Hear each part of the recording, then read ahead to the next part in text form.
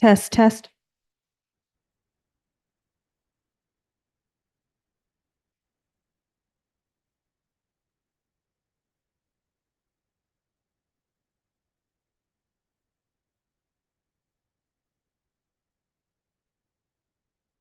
test, test,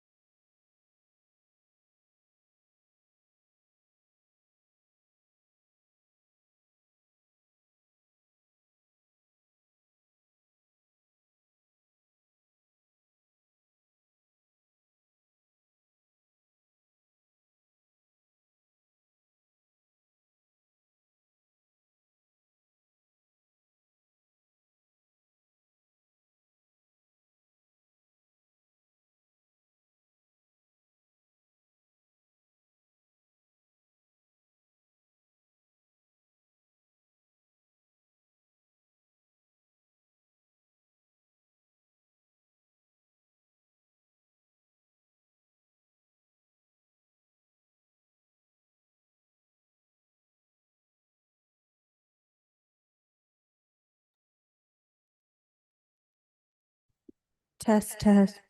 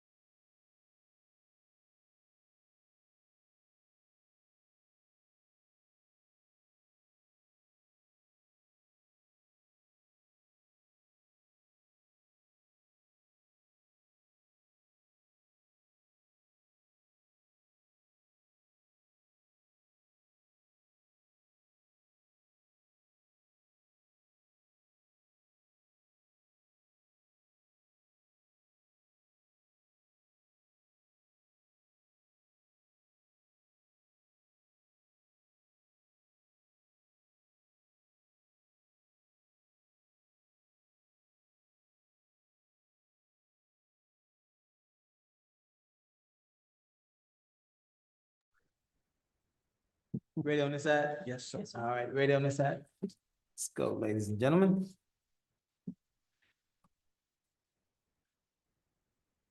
Good evening, everyone.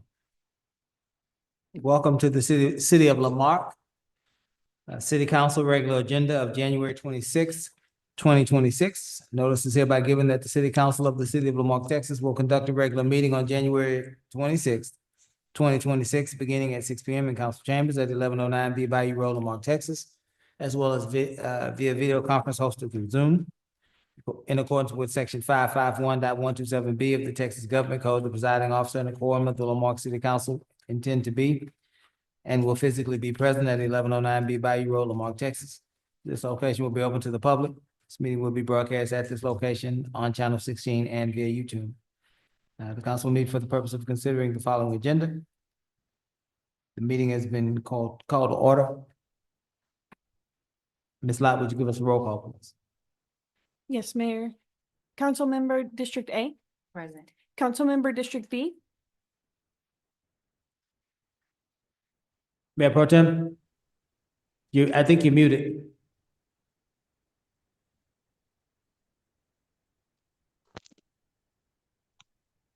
Can't hear you. Try again. Can I be heard now?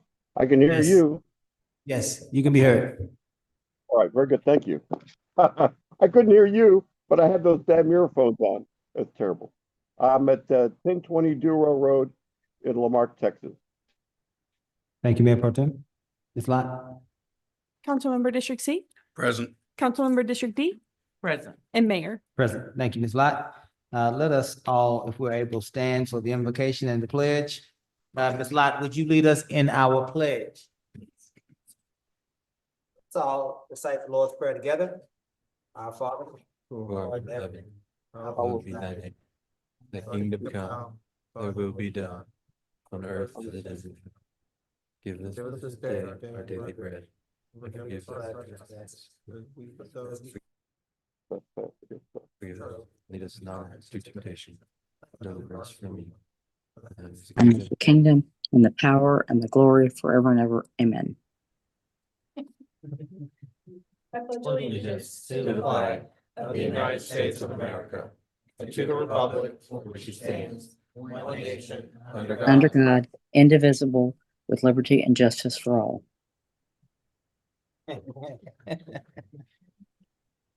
Thank you, Ms. Lott. We are at item 4, presentations. 4.1, that looks like a government update. It should have been communications and IT. Is it still? Hey, hello. All right. It is still communications and IT. Good evening, Ms. Collins. Good evening. Let's adjust the mic for your resident Amazon. Okay, thank you, council. In your packet, you have a report that has more detail. I'm going to highlight 4 important items that are coming up. When I first came back on staff in November, I gave you sort of a update on critical issues we needed to address. So this is just an update on that. And if you have any questions on the other items, please just let me know. But we're making the city of Lamarque is implementing a website first approach to our communications so that the website is the central communication hub for the residents and any interested parties in Lamarque. That way it takes away some of the liability of utilizing social media as a primary communication method. Social media is a secondary website first approach. So everything that's on social media is going to be on our website first. That's what that means. We've also been making comprehensive updates, like fixing contact information, removing outdated reports, and just trying to scrub the website and make sure everything's updated and accurate. That work will continue for several months as we go through each department now. But we've made an initial pass to try to correct misinformation that was on our website before. And we've added a couple of things. The actual Fridays, Miss Holly's newsletter now is on the website first, so everyone can access it, not just Facebook users. And also Mr. Ferguson's finance reports are posted on the website too. So it's available here in the council packet, but a little bit easier to find for residents or people just curious about his updates on his page. And soon, which is not included in here, we'll also have a similar setup for the Public Works Director. So we'll have Public Works updates regularly posted on the city website where they're easy to find. Any questions about the website first approach? Okay. Next is accessibility. It's very, very important. It's also federally mandated and state mandated. So ADA compliance is one of my top priorities. It's some of things are on the back of the house that you can't see, like adding ADA compliant titles to all the images that go not only on our website, but also on social media. It's a requirement. It's time consuming, but it's required. And so that's one thing that you probably won't see unless you use a screen reader. You have a question about it, May? No, I'm Okay. thinking about what you said. Sure. And so those are some changes that we've made on the back end to help us with ADA compliance. Now, what you can see on the website, if you go to cityoflamarque.org, is a little man. It's called Audio Eye. And it's a tool that people with visual disabilities can use to adjust the settings on the screen or for the images, the description of the images to be read aloud to them. And so that's a tool that's available through our website vendor. And we were able to reallocate some funds to add that without costing the taxpayers any more money. So it's called Audio Eye. If you hear us talking about that, it's on the website now. It's active. IT was already working on that project when I got here, and I kind of catapulted it through to the front. And that's part of that ADA compliance. So you can see that now that's active, and it should stay active forever. So there'll be some more ADA compliance tools coming in the future, but those are two big things that we've done immediately. We are migrating to a .com. It's kind of a big deal. .gov. Sorry, .gov. Thank you, Worth. So right now, cityoflamarque.org is our website. And that's okay, but being a .gov is better in many, many ways. The number one reason is security. That's the number one reason. It's security. So it adds extra layers of security. It also will help the police department and some of their certifications that they need. And so that's happening on February 2nd. And I don't believe there'll be any major impact to the residents. All of the URLs will be redirected, but it may cause some concern if people go to cityoflamarque.org and it sends them somewhere else. So we don't want anyone to be alarmed. We just want to make sure we're communicating about that, but we're switching to a .gov.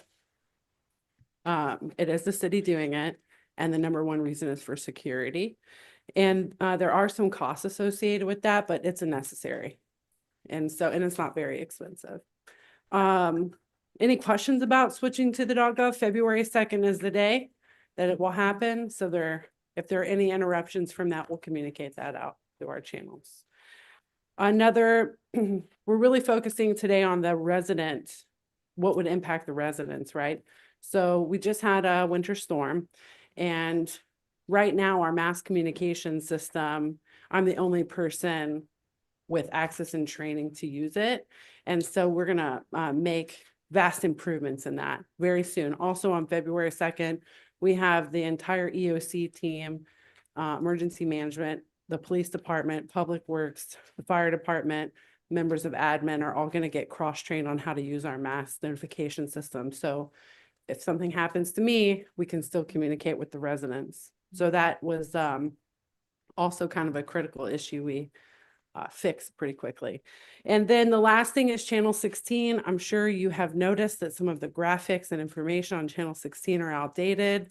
It was a little bit of a puzzle piece to put together. We have found out where the holes are. We are getting training and implementing new protocols again to make sure that there's not just one person trained on that.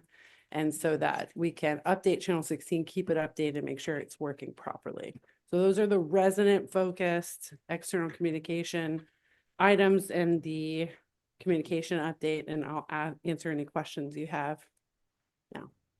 Thank you, Colleen. Is anyone, Joe, hold on a minute, Mayor Pro Tem. Let's see if we can get someone on the dais, and then I'll give you the floor. Anyone in person here have any questions for Colleen as relates? I don't have a question, Ms. Colleen, but in regard to the website first approach, I just want to remind you that, we've been trying to get our parks facilities pages updated. Okay, And I have, sent the information to Ms. Agatha. I can forward it to Ms. Holly. And we've basically, updated the park amenities and added pictures. Sure. Updated some names and addresses. And so whenever it falls into whenever you guys are looking at those types of updates, if you would consider making changes to our parks facilities page. absolutely. Yes, Okay. ma'am. We made a first pass somewhat related Ah, to, Yeah, for it's, the Parks and Keep the Mark Beautiful Commission. We're gonna make them both very beautiful. okay, Yes, ma'am. that's all Is I that have. it? Thank you. Anyone else on the in person? Mayor Pro Tem? Several things. Thanks, Colleen, for the information. I really like the effort to finally create our website as the official communication tool. I know that's something Gus and I have had conversations on, and because there's such confusion with the increased use of social media. But in terms of what's the official tool, our website is that tool. I'm looking at it right now. I don't see how do I navigate to this audio eye?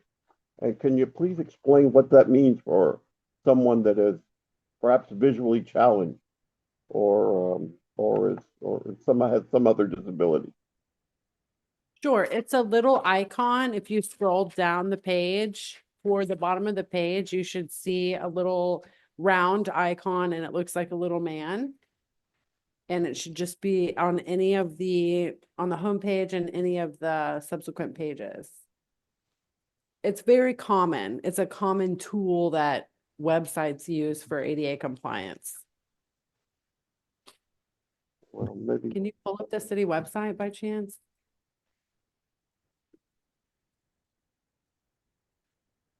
I'm still don't see a little man. Okay. Linda's gonna pull up the city website and we'll show them to you. I see We're the thinking about Mark. notice new alerts, but that's You what see you're. Can you see the I homepage? see it. He's right there, the little man in the circle. To the left. If you look at this screen, you just scroll all the way down to the bottom of the page. And then if you click on him, you can see that some of the accessibility options. Yes, so they're not just for people with who are legally blind. They're also helpful to seniors who need to increase the font size or change a contrast, for example. Mhm. We also design our website to meet those standards so that they should be easy for most people to consume the information, but we're not perfect, so that's why we have tools like this. Did you Thank see you. it? No, Mayor Pro you can Tem? also help me out there. I need some tutoring there on that one. Okay, Final question, as the conversion occurs to the .gov, February 2nd. February 2nd, how about is there any obligation or necessity on our part to notify people that we're in regular contact with? Will it impact our email? No, everything Well, will be, so it's kind of a moving forward. So right now, everything will be forwarded. We are in this report, you'll see there is a brand refresh proposed in here to help just refresh what we're doing and make sure our logos are all in compliance. And we will, get new business cards eventually, but no, sir, it will not impact communication right now with anybody using the .org. Everything will be forwarded. Thank you. That's all. Thank you.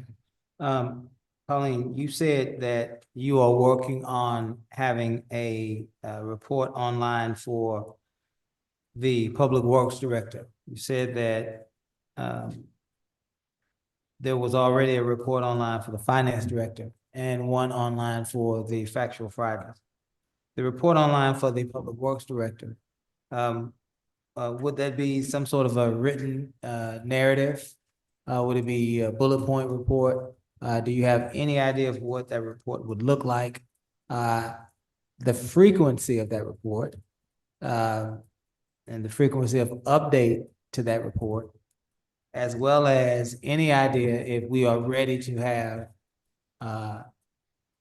communication as relates to crew, identity, location, and project.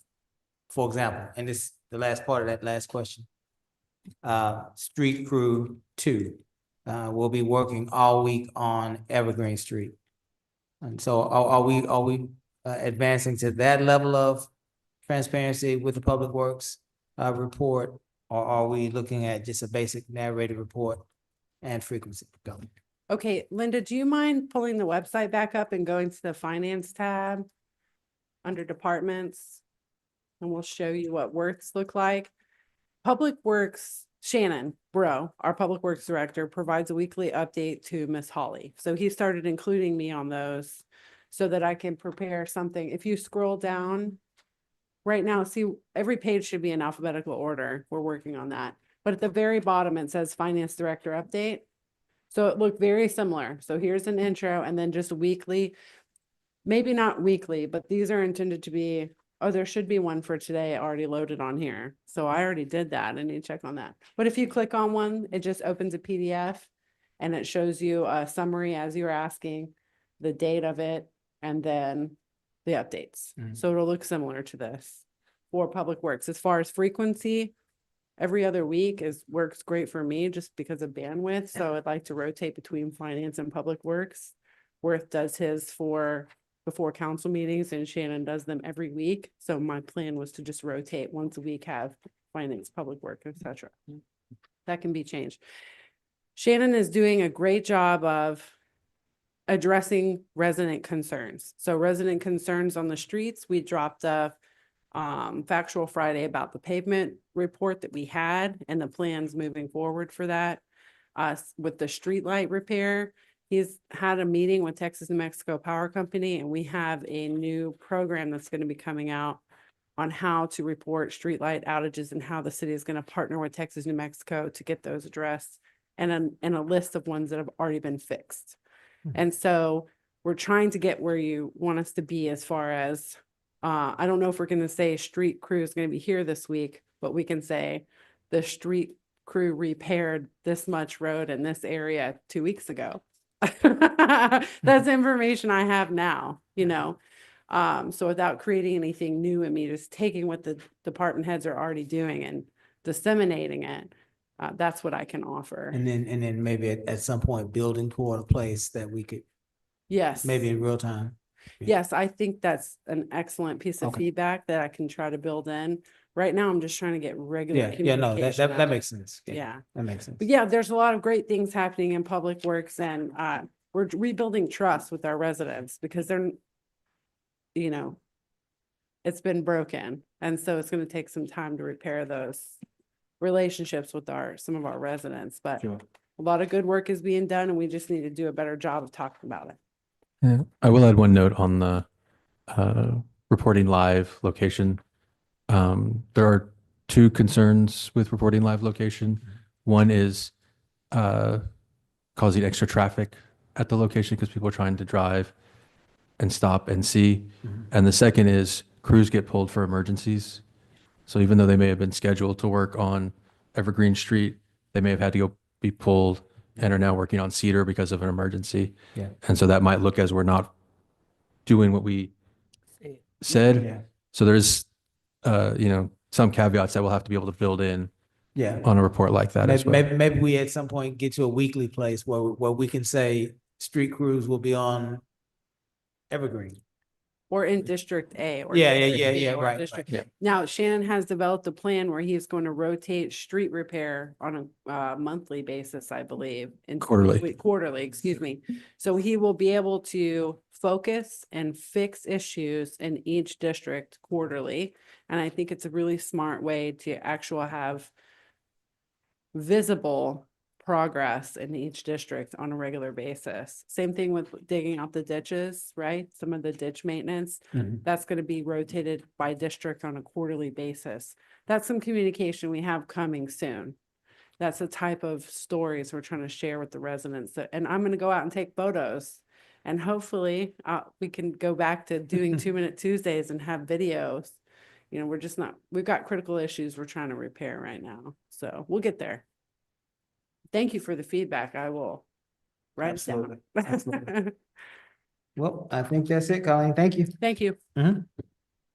Item 5, citizens participation. Limited to 3 minutes per person. Comments from the public will be heard at this time. Any person with city-related business will sign up and speak to council, limited to 3 minutes. Wishing to speak, give the mayor or the presiding officer your full legal name, item you wish to speak about. In compliance with Texas Open Meetings Act, the city may not deliberate on comments. Personal attacks will not be allowed. Personnel matters should be addressed to the city manager during normal business hours. If you're with us via telephone, press *6 to mute or unmute yourself. If you are with us via the Zoom platform, on a smartphone, tablet, or computer, there should be a microphone icon in the lower portion of your screen. If you're here with us in person, there is a microphone and a podium at the center aisle. There should be a timer appearing on our screen. I think we do it via the, thank you. And you will have 3 minutes. Perhaps we might want to put that on this side so people can see. In any event, Ms. Lott, when they get down to about 30 seconds, if you would kind of get their attention to let them know that they have about 30 seconds to wrap up. Again, as always, these are requests from our council and our community. We do understand that this is America, and we all have First Amendment rights. But perhaps if we can communicate better, we can understand each other a little bit better. Thank you for your consideration. Are there any persons online wishing to speak? Welcome. Name and address for the record.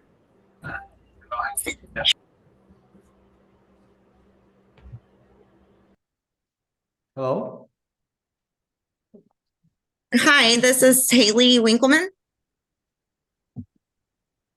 Can you hear me? Yes, ma'am. Hello, Ms. Winkleman. Hi. So today I'm going to speak about stuff that's a little bit different than what I normally speak about.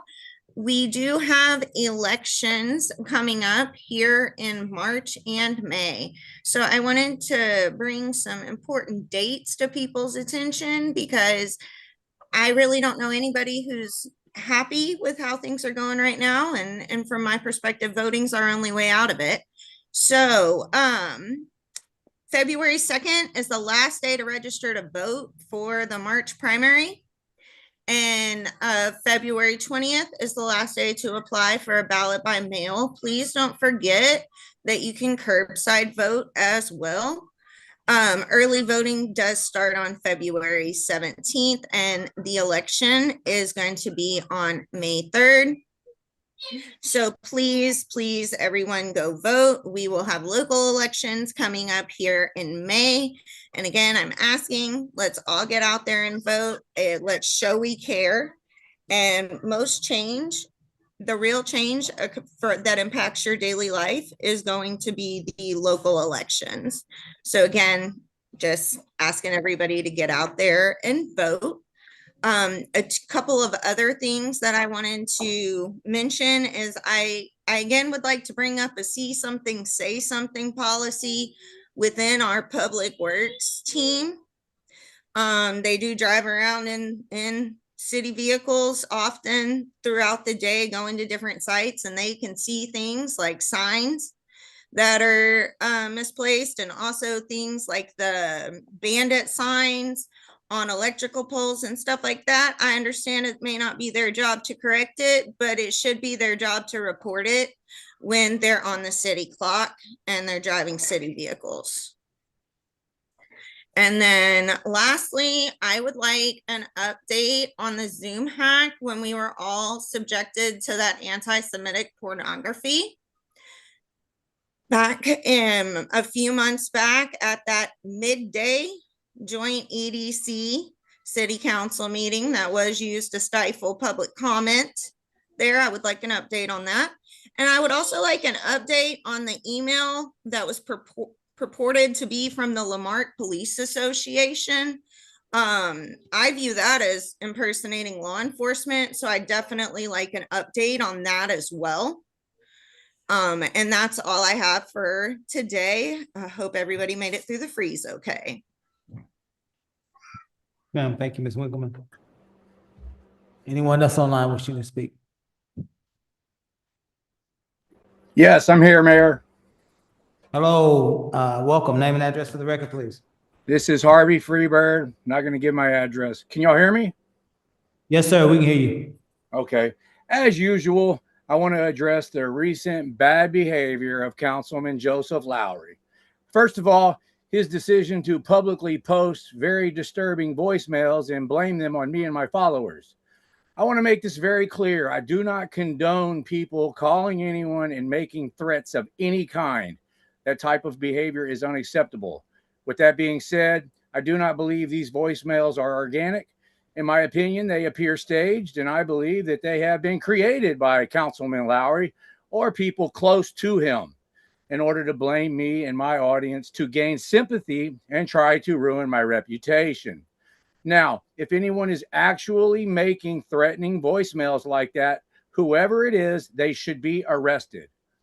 What I find especially disturbing is that while Mr. Lowry accuses me and my followers of this behavior, he is simultaneously engaged in the exact same type of behavior that he's accusing my followers of.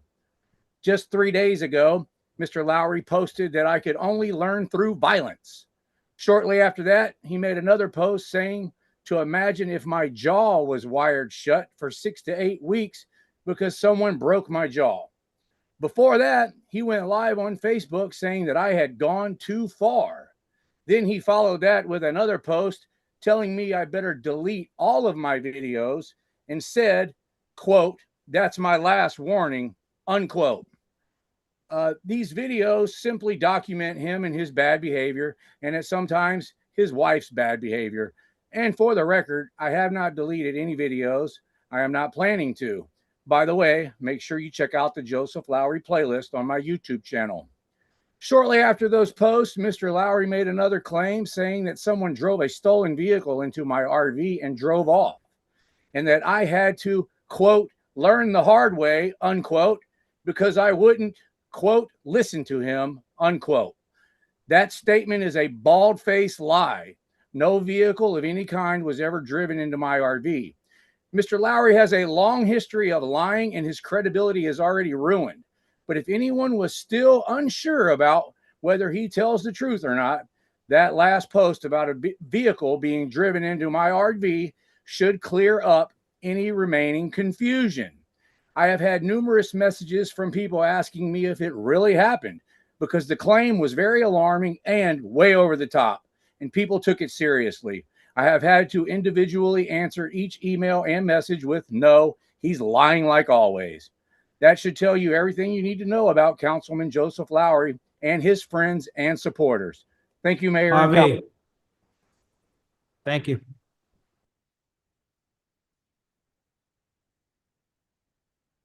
Hey, only 2 tonight, huh? Any other folks online? Hour and a half. No one online? Okay. You say what? Hour and a half. Hour and a half? We marching toward it. Yes. Let's move to those that are here before us tonight. Mr. James Osteen, welcome, Mr. Osteen. Name and address for the record. Good to see everybody. I want to. James Osteen, I live at 2012 Geraldine Street in Lamarque. Welcome. Yeah. I want to talk about the ordinance that's on the agenda tonight for the first reading, I believe. Consolidating the Planning and Zoning Commission and the Board of Adjustments. I believe it's going to, if y'all try to combine that, it's going to be in violation of our charter. If y'all look at section 2.15, creation of boards or commissions, the city council by ordinance may create boards or commissions other than those established by this charter. Those two one a board and one a commission. They've already been established by charter. They're separate boards and commissions. They got separate duties that they do. By combining them, you're making them one, and it's going to be called a commission. The city council may not discontinue any board or commission established by this charter per 215. And where the rub really is the Board of Adjustments here's complaints, or well, I won't call it complaints. They hear, what would it be called, Gus? Help me. Huh? Appeals. Appeals. Your Board of Adjustment, thank you. Here's appeals on zoning regulations and zoning variances, that type thing, I believe. The problem is you got one body makes the rules and another body hears the appeals. No, but the same people are on both bodies or both boards and commissions. So there's really a conflict of interest there on someone getting a fair hearing. And I put up some stuff here I'd like to read right quick. The zoning board of adjustments play a vital role in Texas municipalities by ensuring that zoning laws are applied fairly and justly. It provides a forum for property owners to seek relief from zoning restrictions while maintaining the integrity of local zoning plans. Here's another one. The zoning boarding adjustment, it's established under Chapter 211 of the Texas Government Local Code. Its primary role is to provide a mechanism for property owners to seek relief from zoning regulations that may impose undue hardships. You know, I think it was the charter was established with a board of adjustment and a zoning board. Specifically, they're separated so that you don't have a conflict of interest. Go help me out there. I mean, oh, okay. Oh, it's time up? That's what I want y'all to hear, if y'all consider that. All right, thank you. Thank you. Thank you, Gus. Why didn't the thing go off on the screen? Okay, gotcha. Cool. We were timing it over here. I was all enthralled with your dissertation there, Mr. Osteen. Keeping time. Charlotte Loftus. Welcome, Mr. Loftus. Name and address to the record, please. Good evening, Charlotte Loftus. I want to bring something back to y'all attention about this public works and these digging of these ditches. A while back, I've been watching this for a while. The ordinance used to say that if a citizen or anybody to that effect set culverts in the ditches, that it was a misdemeanor.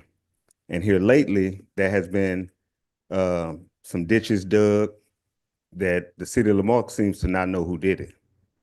So a while back, I asked for a record of who dug the ditches on, what was the street? Bellevue. No, well, that's a whole nother story with these culverts being set with, out of compliance. Street over for me, I can't even call it the name, what's the street next door to me? Anyway, anyway, so I don't want to use up my 3 minutes, but nobody seems to know who dug these ditches. So then I let that ride. So then I saw some work being done on Stonewall. Some culverts was in the ditches, out of compliance for sure. Then they was removed and then they was reset. Looked like a better job. But then I asked who dug the ditches, who set the culverts. Nobody knows. So my question is, how does nobody know what the hell going on in the city, in the public works department? Supervisor don't know. And then I just hear that, oh, we're doing a better job. No, we're not. Because if you can't tell me who did the work, then that means we ain't doing a better job. That means, for one, this probably means that people are not keeping records of who's doing the work, what's going on. So to hear that, we're doing a better job, I disagree with that, and I'd like to agree with it, right? But at this point, I can't. All those signs and stuff that I brought to y'all's attention, I have not seen one of them corrected. Not one. Maybe, well, I take that back. I saw one corrected, right? But all the ones that could have been corrected easy by taking the sign off the pole, they still there. So what are we doing here? We paying people to ride around, like Ms. Winkleman said. They riding around, and she called it out, something I've said for years. Public Works should be pulling these signs off of the poles, right? That ain't just a code enforcement job. Ask me why, and I'll tell you, right? These signs that's out there in the streets, bandit signs as they call, that's easy to pick up. And we need to start doing a better job. Thank you, Mr. Loftus. Again, thank you each and every one of you for your comments, and we certainly take those comments into consideration as we continue to move our city toward a better place for us to live. Item 6, minutes. 6.1, Gus, I'll take all three, or is it 3 or 4? 3, take all 3. Motion. 6.1, I have to read it first, I'm coming. 6.1, regular city council minutes, 1/12/26. 6.2, regular city council minutes, 5/13/24. 6.3, regular city council minutes, 4/8/24. I will entertain a motion. Motion. Second, Second. is there any omissions, any additions, any corrections? I just looked at January. You good? Yep. Okay, anyone else? These were outstanding minutes. These were minutes that had been outstanding, that they had been trying to. Minutes that had been outstanding, that they're cleaning up. Yes, sir. Anyone else? Call for the question. All those in favor? Aye. Any opposed? Item 7, old business. Items presented to council for discussion, possible action.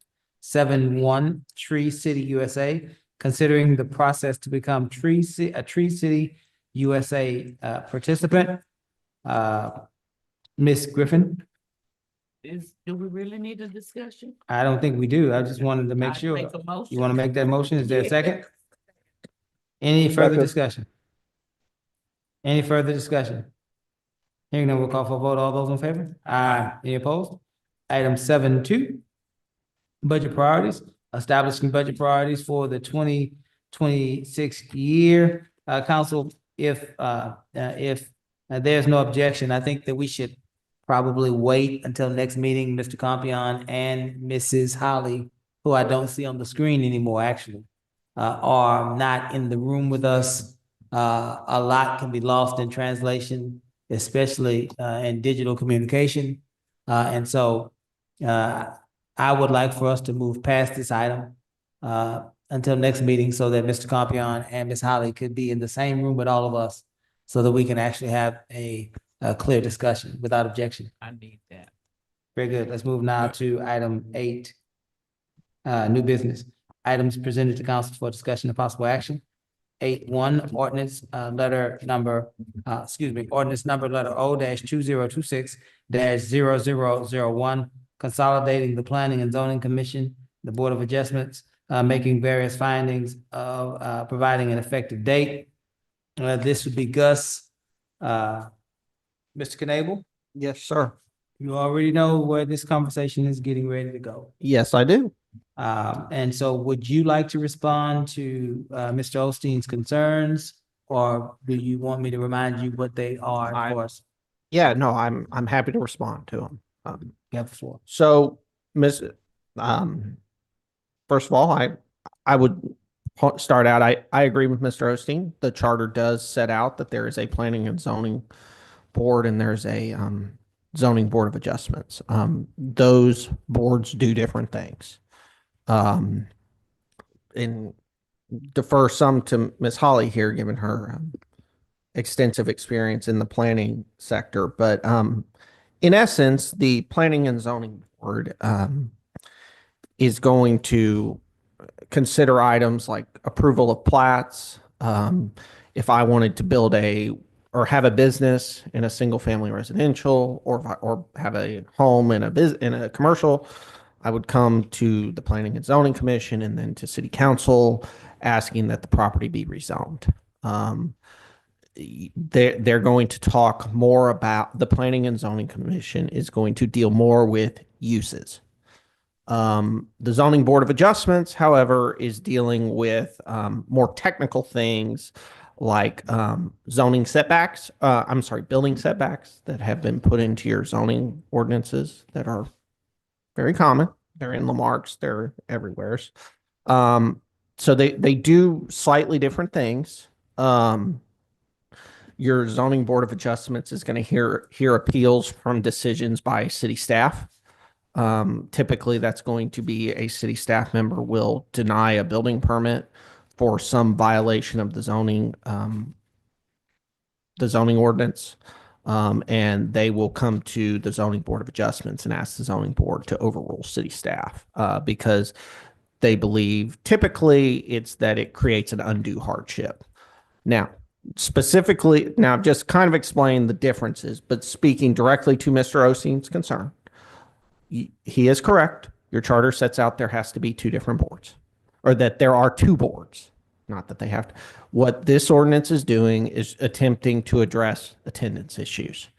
And yes, y'all have an ordinance that says you can only be on one board, but recognizing staff's concerns with the importance of this, basically what it is doing is having this board. If you're appointed to this board, you're going to be on the Planning and Zoning Commission and the Zoning Board of Adjustments. What the ordinance is doing is requires that in the minutes and in the notice, it's going to establish what powers is for each item, what powers is the board/commission going to be exercising. The reason we have to do that is because the Zoning Board of Adjustments requires a 75% majority, whereas Planning and Zoning is just majority. I also, it's in here, and I believe it's in, yeah, I also tried to, I believe it was, the Mayor Pro Tem mentioned, how do we decide which alternates sit? So I put in there, I put something in there for that as well. Basically, it's going to be alternates 1, 2, and 3, and they're going to be on a wheel. So it's like, alternate 1, you had to sit this meeting, 2 meetings go by. Now alternate 2, now we need an alternate again. Now it's alternate 2, and we're just going to something which is not. That was not responding to Mr. Osteen's question, but I just wanted to bring it up because the Mayor Pro Tem had asked, I believe it was him who had asked about the alternates and how we decide who. And I know that's been a concern in the past from different council members, so. Yeah. Let me, I want to make sure that we're clear before we proceed. Mr. Osteen asserts that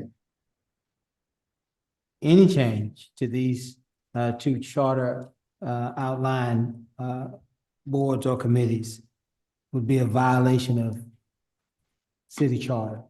What is your response to that? So I would agree. We're not changing them though. The powers are the same.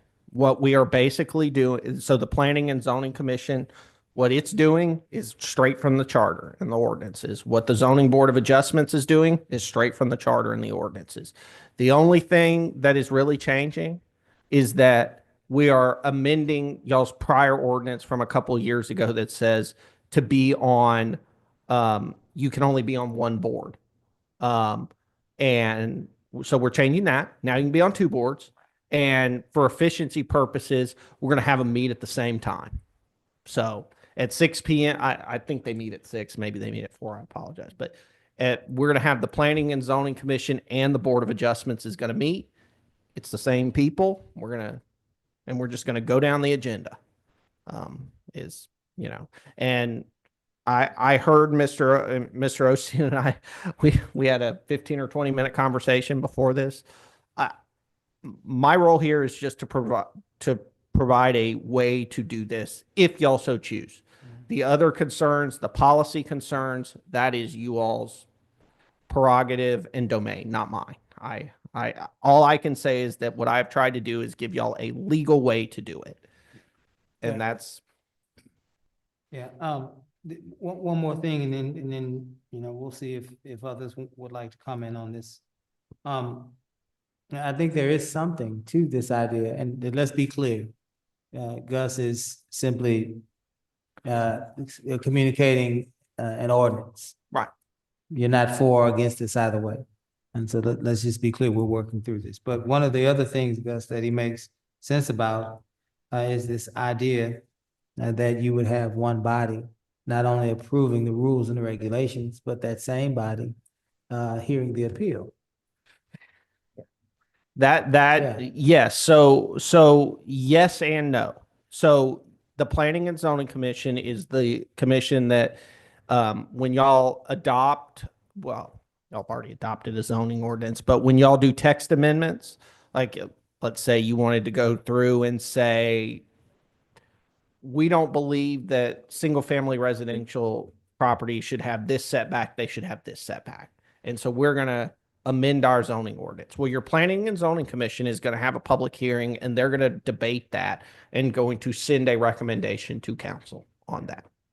And you all will vote, however you vote.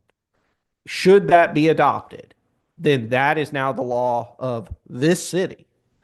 And when somebody wants to get a variance from that, it is foreseeable. Well, they would then come to the zoning board of adjustment. So that same body or that same group of people who sent you all a report, however they sent y'all, whatever, whether it was, this is a good idea or this is a bad idea, they are now going to be the body that will decide whether to give this person a variance from that. So yes, that could be a concern or cause for concern. Anyone else like to ask questions or have any comments on this 8-1? Anyone? Yeah, I think I wanna. Ms. Yancey, go ahead. Me. Yeah, go ahead. Did you want to? I just want to throw in, Okay. just for clarification, this all stems because Planning and Zoning and Board of Adjustments had failed to meet for 4 consecutive months. And that meant city business, citizens couldn't be done, right? Business couldn't get to y'all, business could move forward. So even if this isn't the solution you want to go with, we do need a solution and we need it ASAP, yes. No, I was just gonna speak to that, knowing that, one of my constituents used to serve on that adjustment board, and, there were issues with getting the quorum together.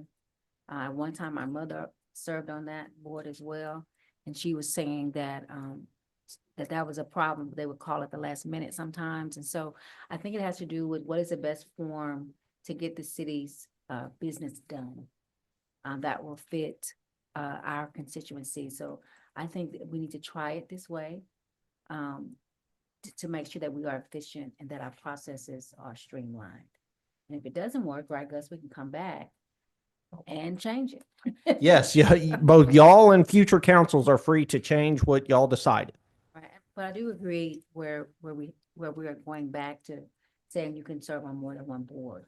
And that if there is heartburn from the council on this approach, council could send me back and say, bring us an ordinance that allows people to serve on both the Planning and Zoning and the Zoning Board of Adjustments. That is something that we could do as well. That would accomplish a similar goal if that would address concerns from people. Yeah. That's all. Anyone else? Ms. Griffin? Yes, sir. It sounds like it's already set in the charter. Clearly, I think that if we want to change anything, I think it needs to go to the taxpayers. I don't think it's something, because it's charter based, I don't think it's something we need to be deciding up here. And it sounds like the issue is we need new members. So if the members aren't meeting, then get rid of the group and add new members. But as far as changing it or walking into gray areas, it just doesn't sound good to me. If we're going to change it, leave it to the taxpayers. Okay. That's it. Okay, thank you. Mayor Pro Tem, did you want to add anything? Yeah, I'm just have several questions. Procedurally, if you usually take issues first to the Zoning Board of Adjustment, Gus? No. Zoning Board of Adjustments is a board of appeal. You're done after them. But then, no, after then, can't you appeal to the council?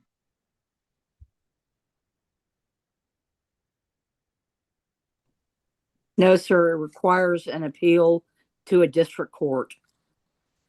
To the district court? Yeah, your So- zoning board is a board of final. They're done. You're done after that. At the if you don't get the relief you're seeking there, you would sue the zoning board of adjustment. Okay. And that's not you, of course, but someone. Someone. So if I understood properly, we're following the charter because we're not eliminating planning and zoning commission, and we're not eliminating a zoning board of adjustment. Am I right in saying that? That is correct, Mayor Pro Tem, and you know, like if it would relieve your heartburn or other council members' heartburn, an alternative would be for me to bring you back an ordinance at a future date that just removes that only serve on one board thing that y'all have issue or item that y'all have, you know, and that's I'm not advocating one way or the other. I'm just trying to suggest ideas that may address concerns that you all have and that the citizens may have. Yeah. You know, at one point, I think even before Miss Yancey and Miss Aaron and others joined the people of what was called the Clean City Commission at that time, we were able to continue operating because the language, and Mary may remember this, the language said that of all the boards, a quorum consisted of 3 people. I think some language is that way. But my thought is, if we're having difficulty getting people, the full board to attend, is another possibility of just reducing the size of these commissions such that people would attend? I know Miss Manuel served on this once again until she had to resign for some health issues. And she mentioned that it was challenging in terms of getting all the people there to these meetings. So Mayor Pro Tem, on the planning commission, we could not get 3 of the 5. On the zoning board of adjustment, it requires 75% or 4 out of 5. So we've not been able to get 3 out of 5. Oh. Were you done, Mayor Pro Tem? Yes, have we gone down the list of, I know we received it last time, it was a very comprehensive list of those individuals that have submitted interest in serving on commissions. Have we gone down that list and asked them if they might be interested in serving on one of these, either the planning, the zoning, or the zoning board of adjustment? Ms. Casey? At the last meeting, 3 new members were assigned to the planning and zoning. Tomorrow is their first meeting where they would be in attendance. So I don't know what the attendance issue will be based off of that, because they have not This will be their taken first an meeting. oath, and it'll be their first meeting based off of, I believe it was the 12th meeting, your last meeting where those 3 were assigned. I think this. I'm sorry, Joe. Go ahead. The question, are we, is there some sort of great urgency for us to act on this today? Yeah, no, Meetings. 4 months. Yeah. yeah, I think this. I think that the issue is that we need to increase participation on our boards and commissions. That's the issue. And I don't think that when we started out with that issue, we thought that we would come close to any discussion that would relate to possibly violating the charter. We have a citizen, a resident, a former council member who is concerned that we are violating the charter. We have an attorney who is suggesting that perhaps we have not violated the charter. But at the end of the day, all we wanted was increased participation. And so that's, yeah, I think we might be doing too much. If you can follow what young people say to us, we're doing a little bit too much on this ordinance. I think that what we can do is we can expand that committee. Those committees can, planning and zoning, I think has to be 5 by law. Is that right, Gus? But is there a stipulation on the amount of alternates on the planning and zoning? I think, do y'all have alternates? I think I As do. of right now, we do not have any alternates. Is for there, planning. is there a state law that stipulates that so we might be able to provide a greater level of alternates for those boards and, those particular boards, Board of Adjustments, the, planning and zoning, right? Yes. The other thing that I think that we might be able to do is abolish the idea, the ordinance, the rule, that, prohibits, many of our members from serving on, more than one board. There are, and this is how it is in church. Ms. Yancey will tell you this, about 20% of the people do 80% of the work.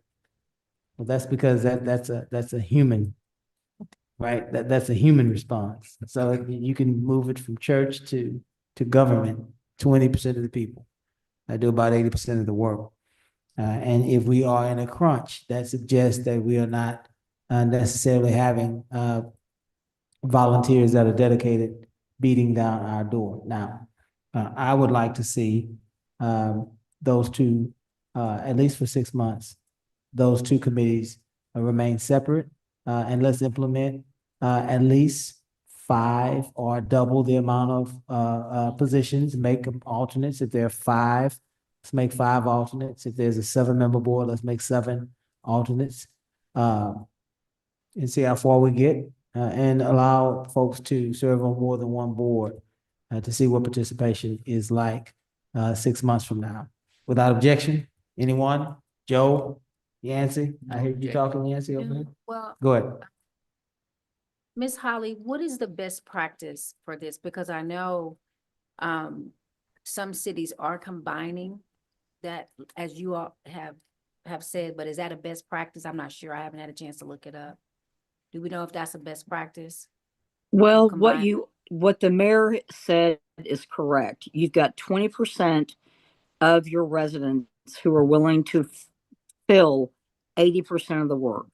So however you cut that, that's what you're going to be looking at. So letting people serve on more than one board is likely the best answer. All right, thank you. No objection.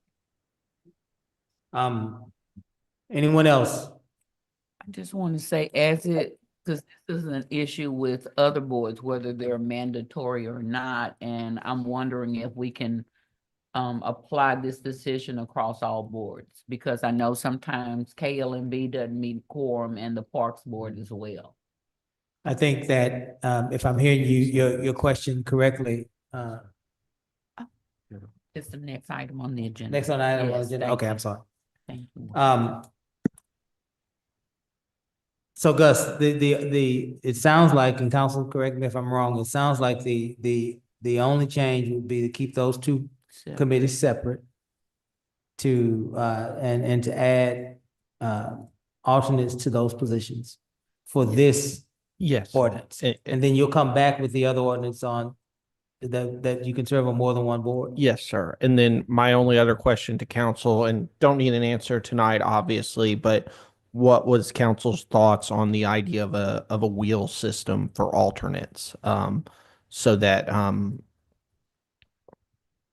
we basically don't have alternates saying we have 2 alternates here, 1 position, work it out. You know, Yeah. you know. Yeah. Did you want that in? I don't think that's been an issue, but Yeah. so but I just maybe I'm being optimistic if it was an issue for the Charter Commission. There were always people there for that. Did you want that on this? No, I just, if council had any thoughts on Do it. you have, listen, Gus, listen, because I'm gonna lose it. I'm getting to the age where I'm getting ready to. Sure. Did you, wait a minute. Wait a minute. It went left. Wait a minute. He I'm trying to bring it back. Oh. Anyway, go ahead. I lost. I have my direction. Yes, I got it. Oh, here it is. Here it is. Here it is. So we're going to have a whole new ordinance. Yes, sir. So then here's my question.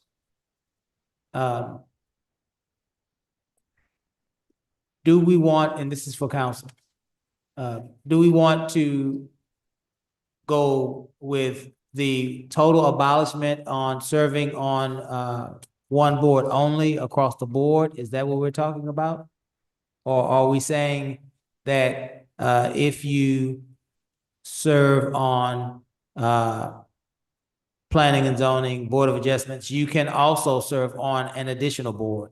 Doesn't matter to me. I'm just trying to get Gus the information that he needs to rewrite the ordinance.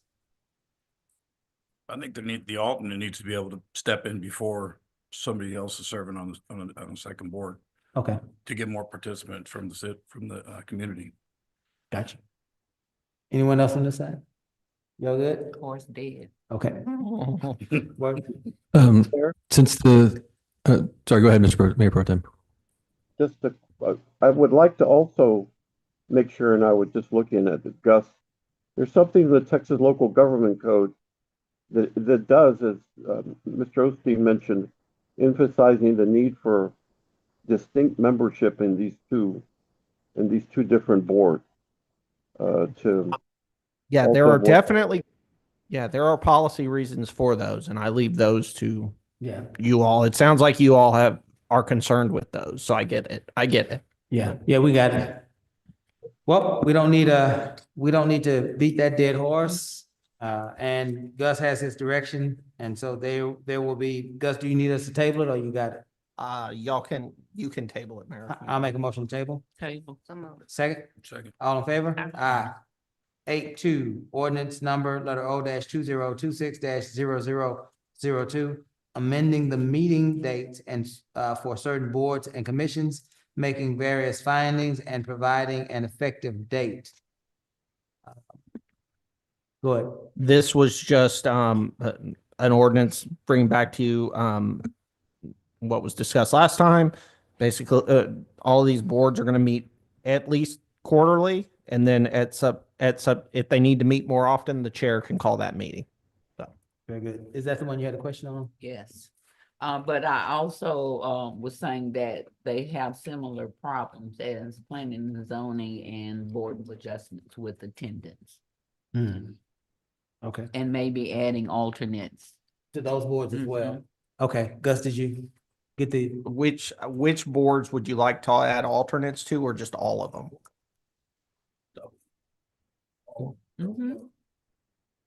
I know for sure Parks and I don't know what the history is with cemetery board. They seem to have their meetings down pat, so. Y'all want 3 alternates per board?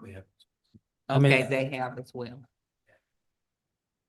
That sounds, So rather than meeting every month, they're gonna start meeting quarterly. They will start meeting quarterly, and if something comes up, the chair has the ability to call a meeting.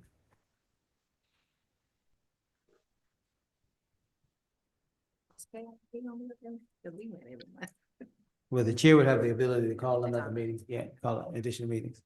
Anyone else have any questions? Let's entertain a motion.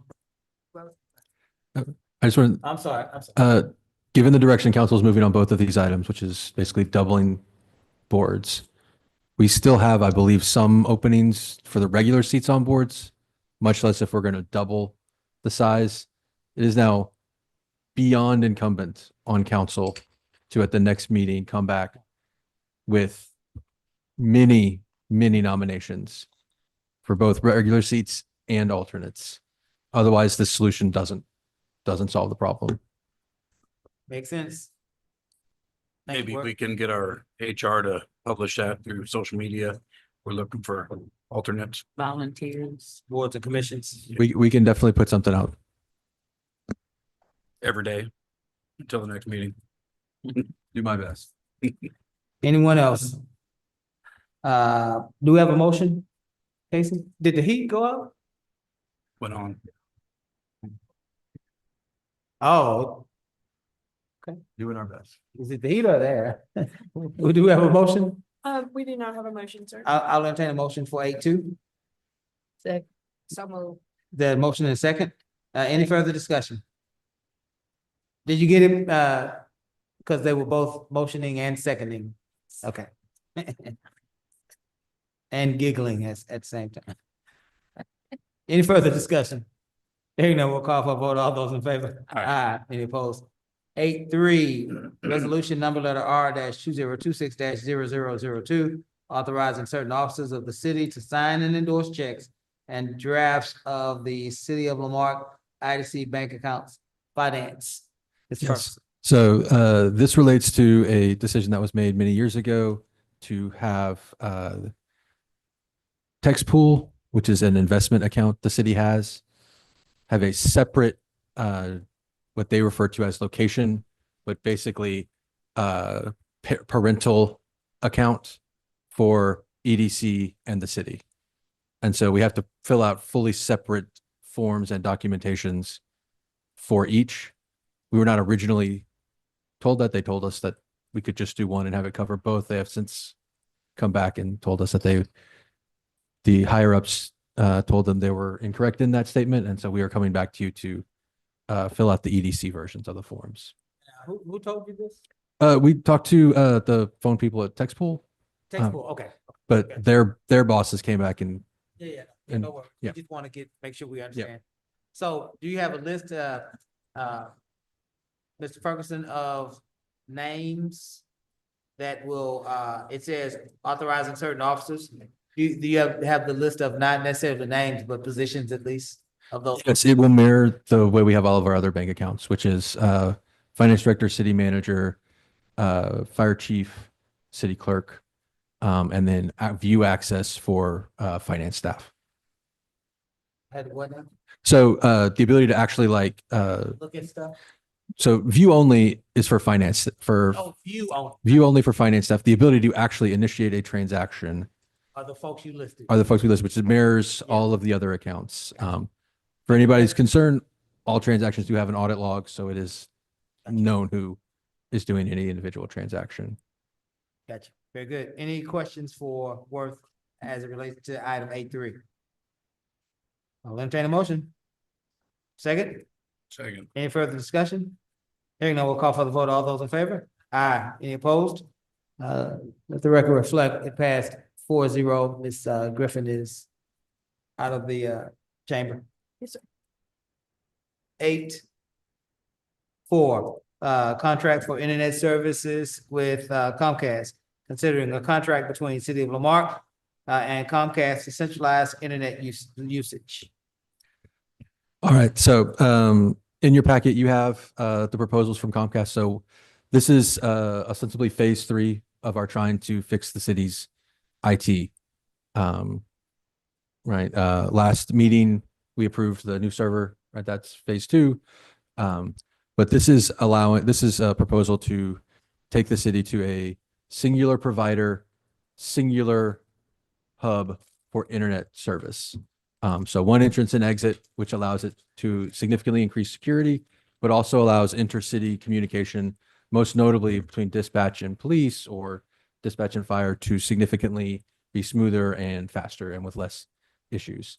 In addition, one of the big values of this proposal is Comcast is offering to provide and do the construction necessary to direct link fiber to every city building. That is an enormous offer.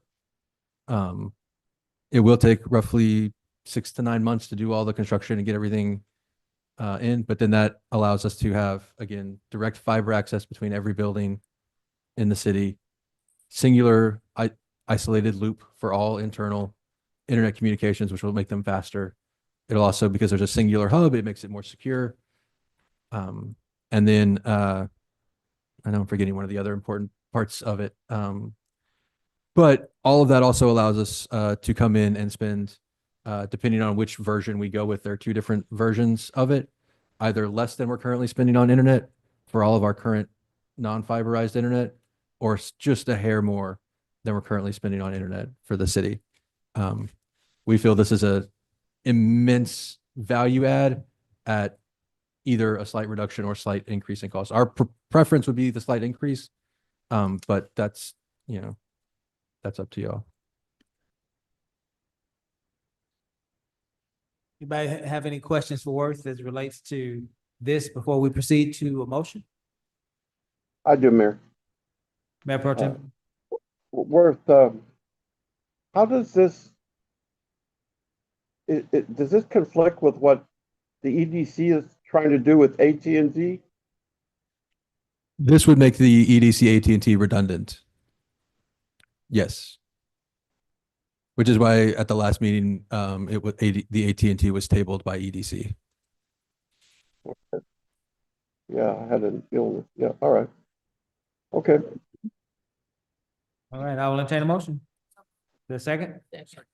Any further discussion? Hearing none, we'll call for a vote. All those in favor? Aye. Any opposed? 8, 5, forensic audit RFQ, discussing potential topics regarding a request for qualifications for forensic audit. Worth. Yes. This is the next stage of the follow-up from topics that have been on for a while.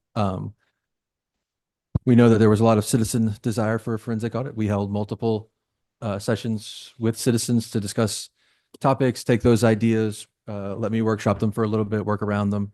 We then taken this to the finance committee and had multiple rounds of discussions with the finance committee. What you have in front of you in your packet is the finance committee's proposal on what they think makes the most sense to move forward with right now. You'll notice that we've got a list of scopes that are nearly finally defined. They'll all take a little bit of additional work to get in actual RFQ language, but the structure of them is there. We have provided a priority level, a high, moderate, low, and then within the high, we've actually ranked the 4 that we recommend considering moving forward with to an RFQ. You'll also note that in the medium and lows, we do talk about, we thought this was better to do internally, or we thought this is better because it's so low dollar that it would wait for a further round after the first ones. We focused on the items that are either we already have a lot of information about that is concerning, or we have very high dollar, very low number of transactions, and that gives you the best bang for your buck on a forensic audit. And so these are our recommendations in order. So our recommendation is, if council wants to ask the city manager to ask me to write an RFQ for those 4 areas. And our recommendation would also be to allow respondents to pick any combination they want. They can write a response for all 4. They can say, hey, our expertise is grants and we only want to write one for the grants area, right? Allow respondents to pick and choose which of the 4 they would like as part of that RFQ proposal. Got it. Any questions before we proceed? Yeah, so basically what we're picking is the top 4, which probably are going to be the same things that the AG is going to hammer us on in their findings as well. So it's kind of potentially a waste of money. I think their forensic audit's probably going to catch a lot of this stuff. Everything on this page is important to the taxpayers because they talked about it. You know, that says low priority fuel theft. It happens. Probably every business that exists. But the issue is not so much the punishment, but the documentation on the city's part. If they're going to get away with stealing $100 this week, might be $200 next week, maybe they're gonna start stealing water meters. It just escalates. So, you know, we need to have, it needs to be everything. All of these were very, very important things. I don't think any of this should be left out. So out of the 15 items that you chose, the top 4 we're gonna get hammered on by the AG anyways. So it's kind of a moot point to, I wouldn't personally, if it was my business, I wouldn't even spend the money on that because I think we all know what's coming down the pipeline. I would, and thank you to the taxpayer, to the citizens that helped. First and foremost, I want to say thank you for everybody that worked on this collectively. But those top items, I think we kind of already, I think we need to go after everything. I think that these were brought to us. There's just a lot of stuff. I mean, credit card stuff, employees using electronic devices at home, passing them to their family, their kids, their wives. That's kind of a big deal. Sure. So it is important to know whether it says high, medium, or low, nothing is irrelevant, right? We're not ignoring any of the items, right? And so this was just the committee's best determination in what they thought would provide the most bang for the buck for citizens. If you go out and ask for everything and demand everybody respond to all items, you're going to get a quote that is so high that I don't know there'd be any value in getting a quote of that It's size. free to get a quote, right? It is almost entirely free to get a quote. Then there shouldn't be an issue.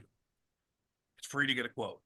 So let's start with that. Let's get a quote for everything, and then we can go from there. But these are all very important people, very important issues to the taxpayers that pay the taxes. So it's free for a quote. Take advantage of it. Are you, just for clarification, are you saying we should not allow them to pick and choose? I think that every single thing on this list needs audited. But- Everything.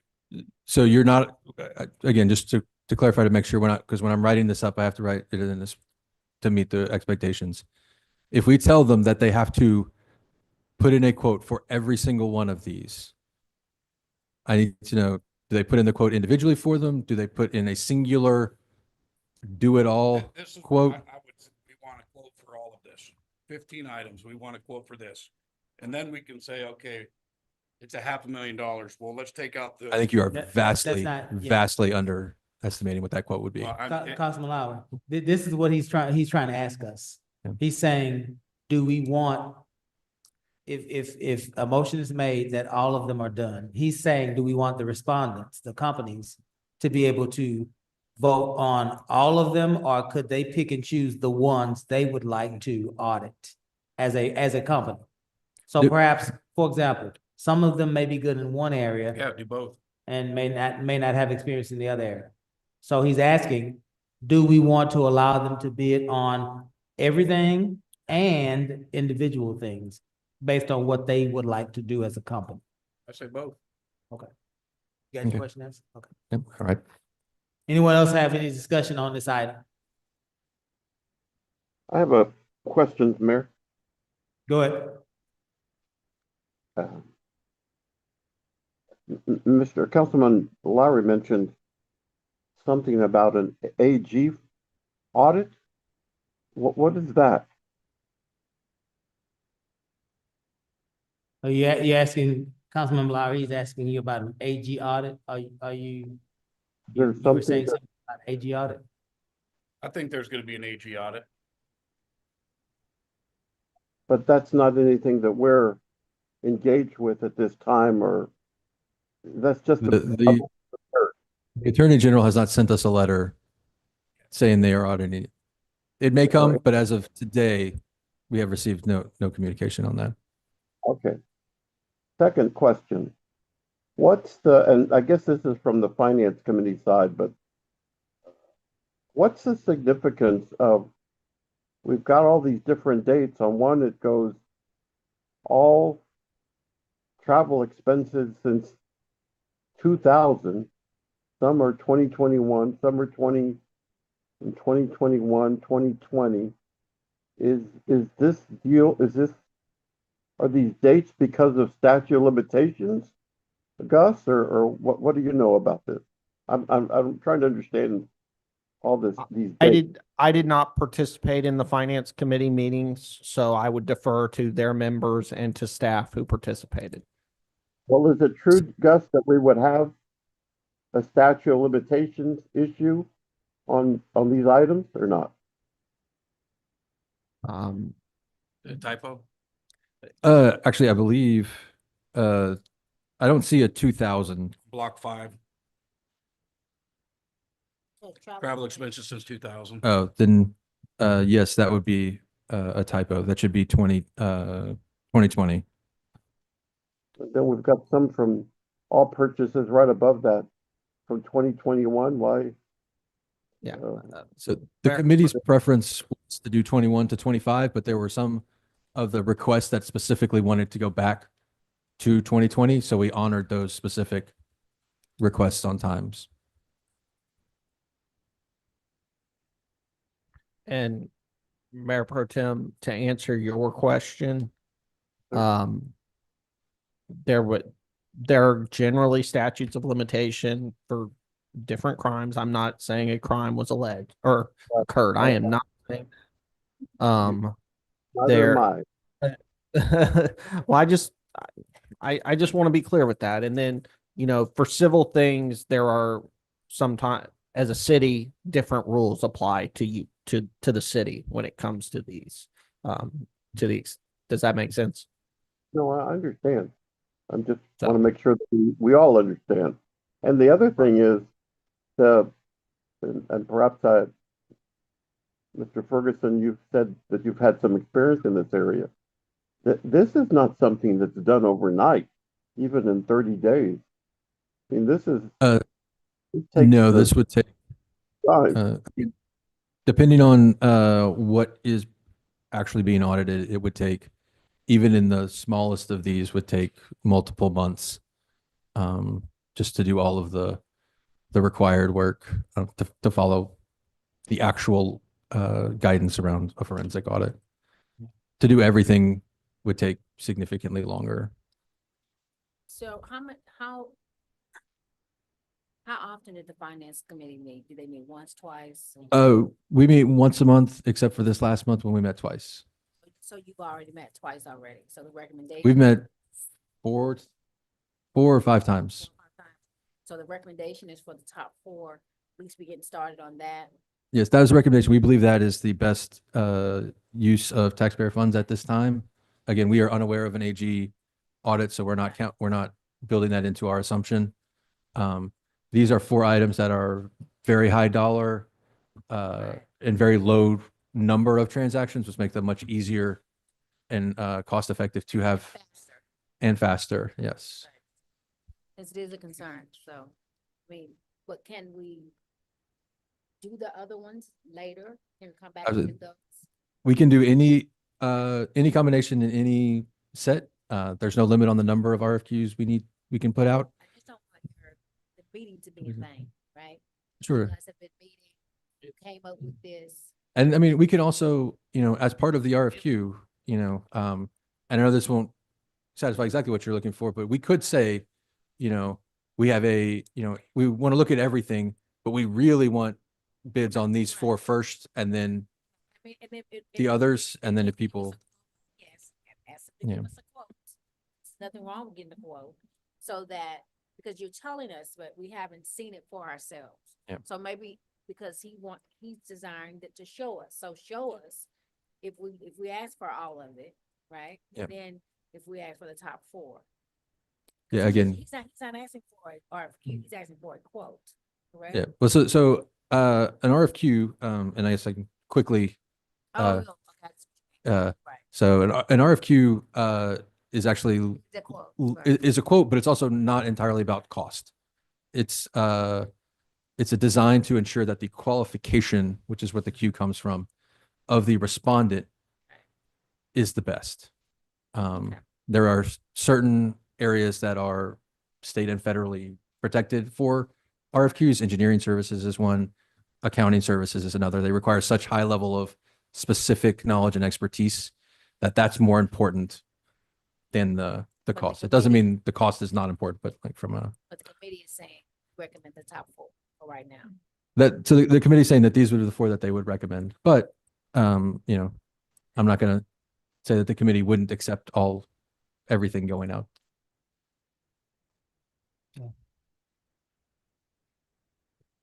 Or maybe just do the high and medium, this the top, there's 10 items there. Yeah. And see what the quote comes in at. Yeah, I get it. I will write exactly what you tell me, Yeah, to write. yeah. Let's, if we've had, enough discussion, let's get a motion on the floor, take some action. I will entertain a motion, of any sort as it relates to 8.5. Anyone? I'd like to make a motion that, council consider the 4 recommendations that the finance committee presented. The 4 recommendations. Is there a second to that motion? Second. There's a motion on the floor. There's a second. Any further discussion as it relates to this item? I think that, again, you're not listening to the taxpayers for how many years they've been asking for a forensic audit. And you're taking 4 things that are, we had a grant audit, so we already know stuff is there. Yeah, I think we're just kind of, why would we be against getting a quote for everything? Mayor, Bell, Yes. if Mr. Lowry would like to make an amend to that, we can consider it. Yeah. But that's my recommendation, so if you Okay. wanna, Would you like to make Yeah, I'd like make an to make an amendment? amendment to get a quote for all the items on the, that were provided 1 through 15. Mhm. It's free, get a quote. Okay. An any and all quote, so like letting the respondents choose, or a all or nothing quote. That, Let them choose. Okay. that's an, hold on a minute, Mr. Lowry. Let me see if I can help you. That's an entirely different motion altogether. And so I'm gonna ask, because you're trying to help, I'm gonna ask you to withdraw your motion. okay, I'd like to withdraw my motion. Withdraw your second? Okay. Withdrawn. Mr. Lowry, you have the floor. Did you want to make a motion? I'll make a motion to, get an RFQ for the items listed on this sheet here on Give- 8.5. Give me what's the number on it, Mr. Lowry? How many are? There's there total? 15 items. 15 items, okay. That's the motion on the floor. Is there a second? I'll second it. I just need clarity, Mr. Lowry. You want a motion on each one of the items? You want it split by each one? As Mr. Ferguson was saying, they could bid it collectively or they can pick and choose, correct? That's what my intentions are with the motion. Okay, so I need clarity. And so if we plan to get a bid for all of them, are we then coming back to say these are the priorities we want them to look at, whether it's 4 or 15? Where will we make that decision? They might not want to do all 15. They might pick 6. So then we'll decide at that point. So we're letting them pick. So yeah, so the respondents, my understanding of the motion, and if this is incorrect, please let me, is that we would put out a any or all style motion, which would allow the respondents, the audit firms, to choose which of the items, up to all of them, that they feel comfortable auditing. Yes, sir. And they would provide different quotes based on the different items, whether they wanted to roll everything in one, whether they wanted to individual bid everything, whether a firm only wanted one, because again, maybe they're a grant specialist Okay. firm and they only want to do that. And so the bids we would get back would be very different in terms of what they are. It would require the review committee, which we would establish after we've written the RFQ, would then have to go in and really do a lot of work of determining what to recommend then to like pursue beyond that. And then that recommendation would then come before council. And that'll give us an idea on numbers too. Yeah. Pretty adequate numbers. That would be what? Adequate numbers and hopefully multiple firms will bid on it. So we'll see what the cost is. When you say numbers, you mean numbers of firms bidding on it?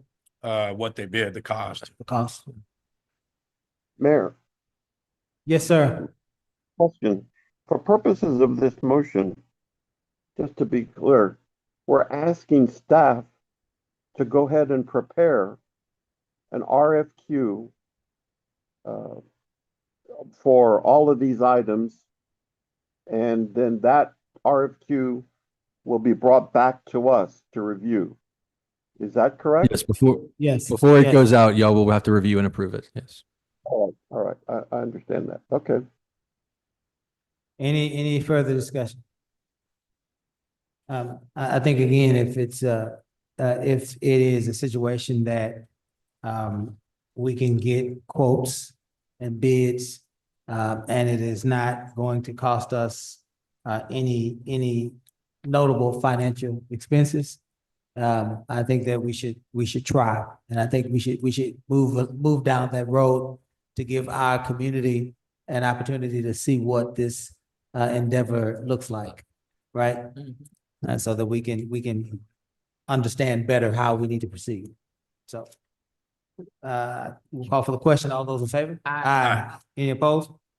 8-6, finance policy and procedures. Updating the financial policies and procedures, for the city of Lamarck in accordance with recommendations by the Texas General Land Office. Mr. Ferguson. So these are in relation to the GLO audit that the council had presented last meeting or the meeting before. I don't remember the exact meeting, but one of the requirements is significant updates to the finance policies. So this is bringing y'all those the updates that are requested and required. Very good. Any questions about these updates? Question. You said this was GLO, but it keeps mentioning unless otherwise specified by the federal agency.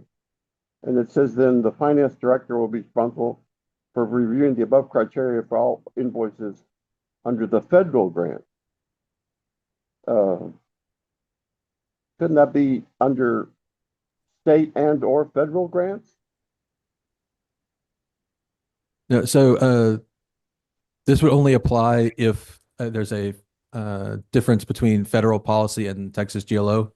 We would follow federal guidelines, is what that is saying. That we would follow. And the state's comfortable with that? The state doesn't really have a lot of say when their law conflicts with federal law. Federal law trumps. Not necessarily the law now. We're not getting the law. We're talking about these organizations I've dealt with. They have different policies.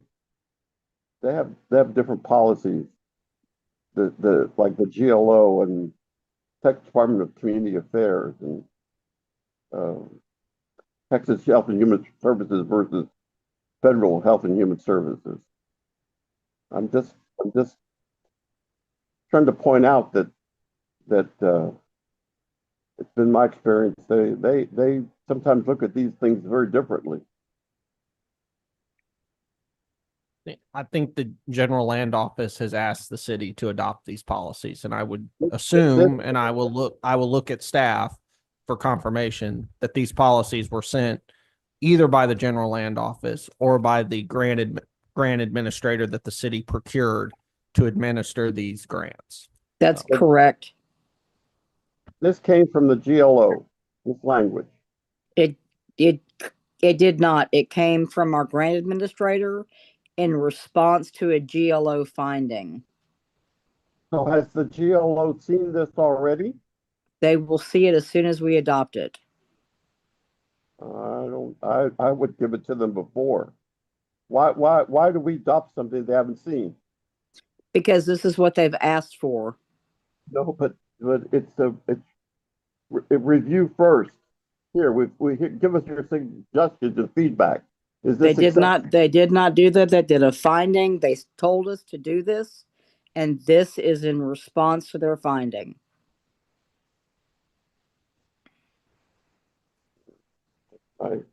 I can understand findings. I've been involved in those before. But normally we go back and we say, all right, here's what we're suggesting be done. We're approving something that we don't even know that they're going to approve. Then you're going to come back and bring us one. Oh, by the way, they didn't like this part. We need to do this.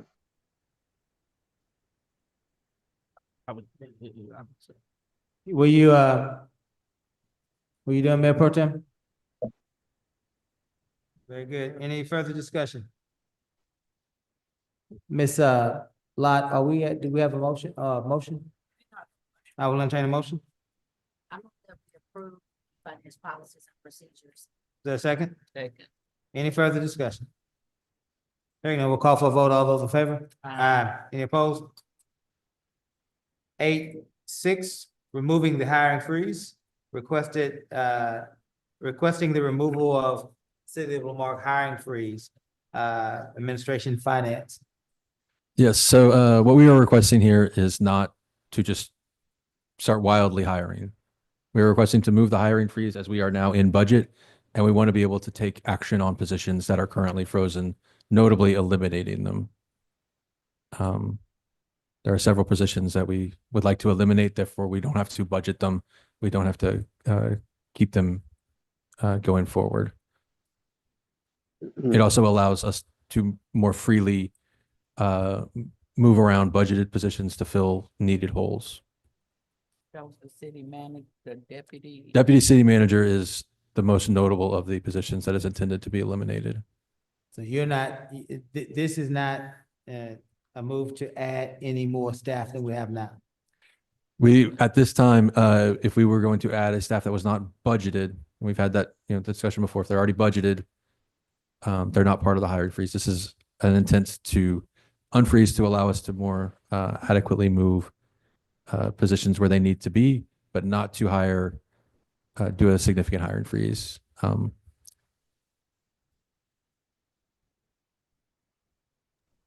This does not add any members to staff. Does this give you just fact finding, Ms. Holly? Does this give you the ability in your mind to hire for a vacant position? Yes, sir. If the position was already authorized, it does allow that, but it also gives us the ability to eliminate positions that had been previously frozen. But Okay. would you by Go ahead, Joe. by letting us know before you do that, giving us a list? That we, if we concur with that? I'm sorry, sir. I did not hear that. Would you present us then if there's a position that was incorporated into the budget that we approved, and now you're suggesting that let's just go ahead and eliminate some of the positions that were included in the budget. Are you going to bring that back to us, these Yes, positions sir. eliminated by way of a budget amendment? Yes, sir. Okay, that's all right, fine. I can understand that. Anyone else? So, entertain a motion? So moved. Is there a second? Second. Any further discussion? Ms. Holly, I would like for, if there are any vacant positions that you are contemplating filling, you have that right, as the CEO of our city. We have given you that authority. Thank you, Ms. Griffin. We've given you that authority by approving the budget.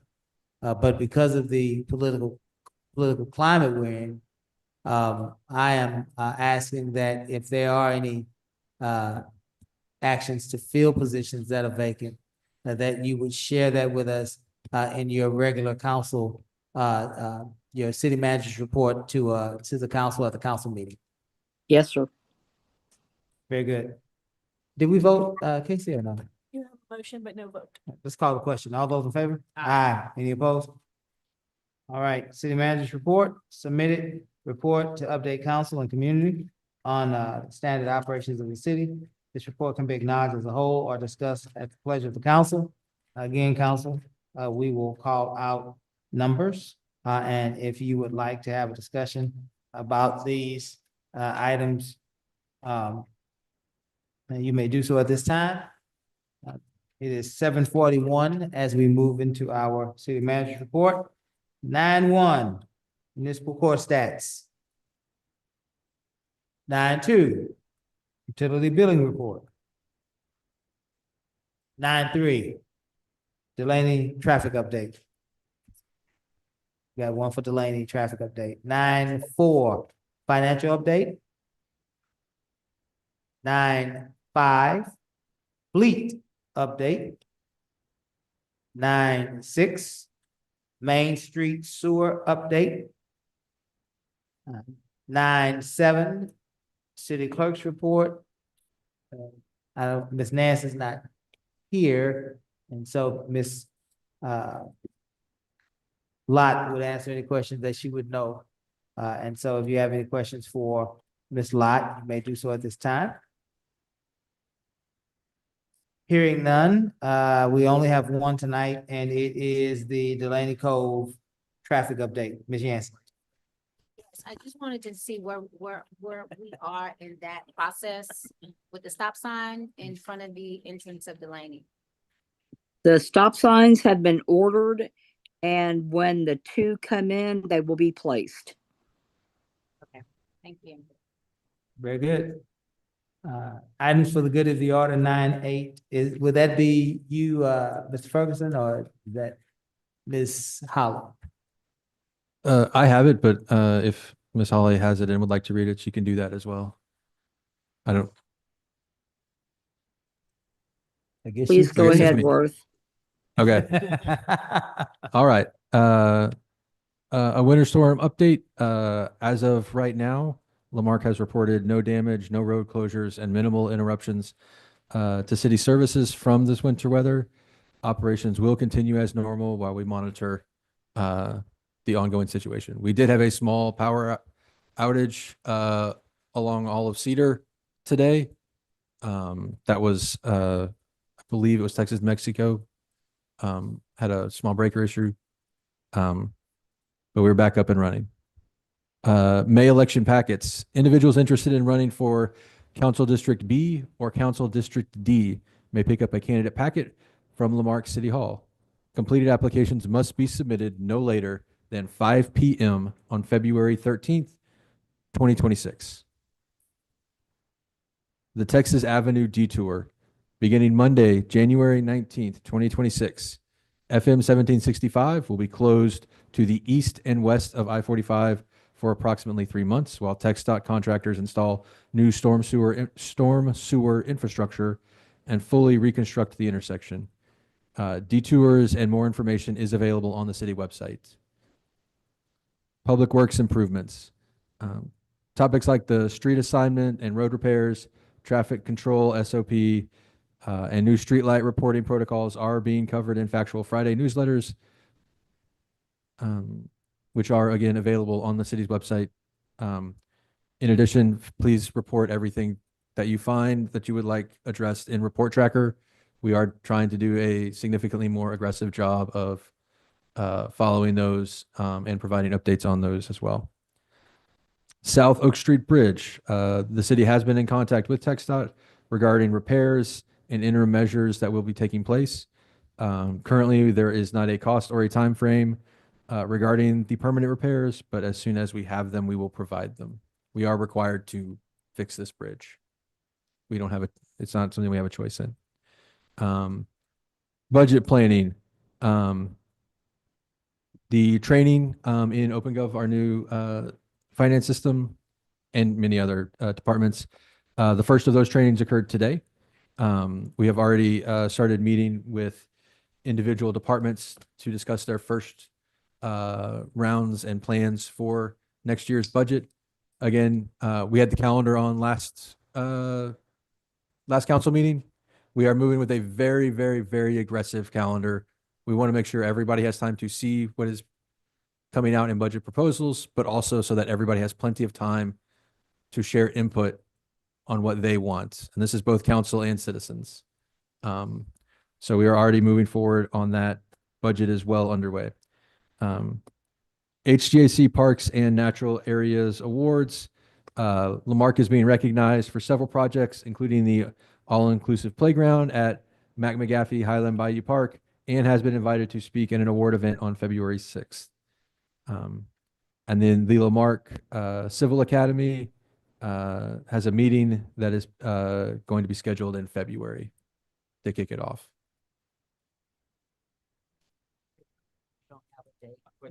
I don't have a date for the Civic Academy yet. We will provide that as soon as it is available. Very good. Is that it, Mr. Folks? That is all.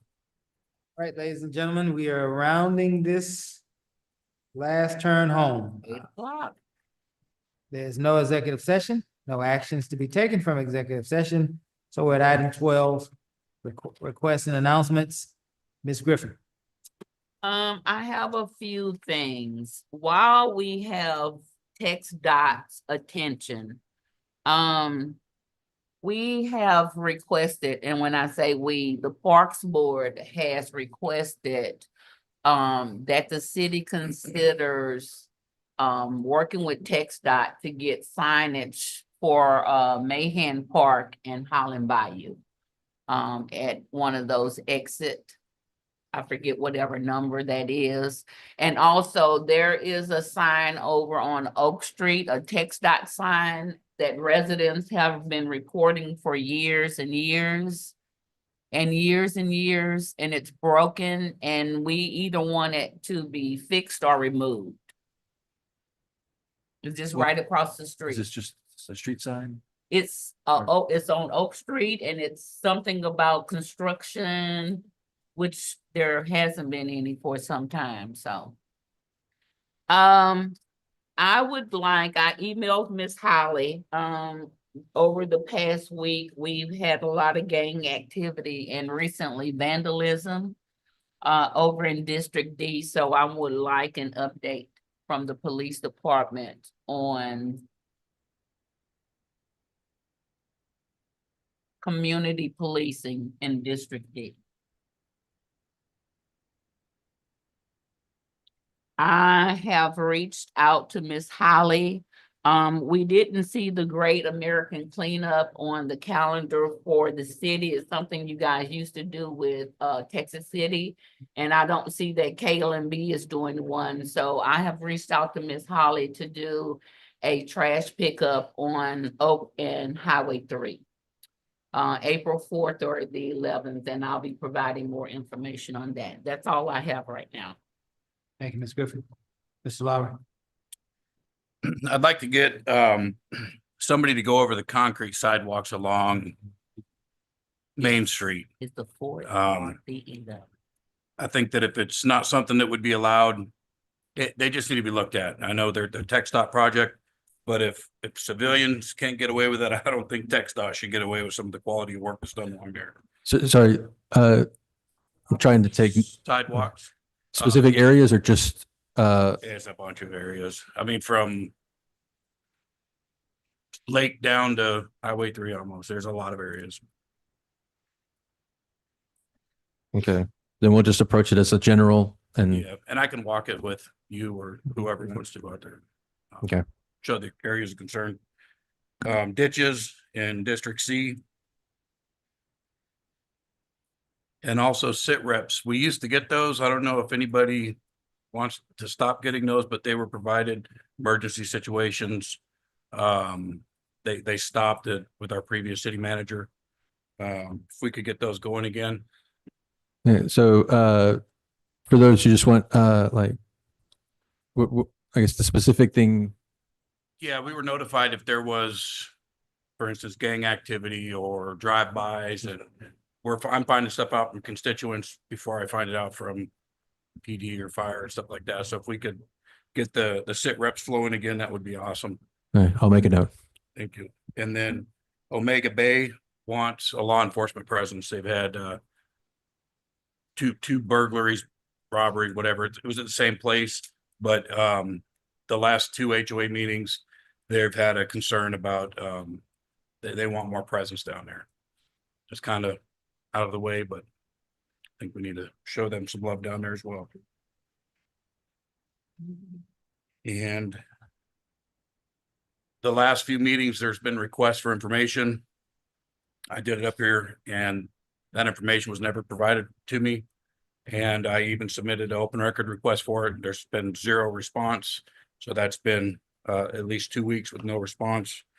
So I don't know if there's something that I need to do differently. But when I ask for information from staff or city manager, I need to get that information to do my job appropriately. That's it.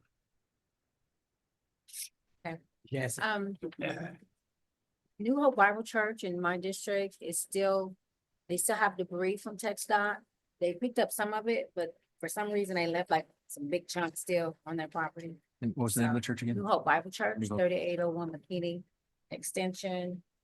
I still want to do a survey to try to rename Historic District A. So I want to try to get with Ms. Holly on that, to do a survey for that. What, you can't hear me? No. Okay, can you hear me now? Okay. Yeah, I was going crazy. I was like, what is it? Okay, I said New Hope Bible Church in Marque, Texas, 3801 McKinney Extension, they have debris. Some of the debris has been picked up by TxDOT, some of it has not. So they're still concerned about that. We want to talk about the renaming of Historic District A and to get surveys sent out to that area. And I want to see if you guys can look into the resolution that was passed by Senator Mays Middleton about the hotel that will be coming into this area. If it is coming to the city of Lamarck in the convention center, I would like this council to do a resolution to name it after a daughter of Lamarck, who was the first senator, female senator in Texas. If we could do a resolution to name that forthcoming convention after Kay Bailey Hutchinson. And if we can confirm that it was approved in 23, the funding for it. I don't know when it's going to be built, but it would be nice if we could name that after a daughter of Lamarck, which we have nothing named after Kay Bailey Hutchinson. And that's all I have. The other thing I think we've already talked about with the ditches, and I talked to her about that when I turned in the budget priorities. Yeah, So, but yeah, I got ditches in D, C, Yeah, and yeah. A.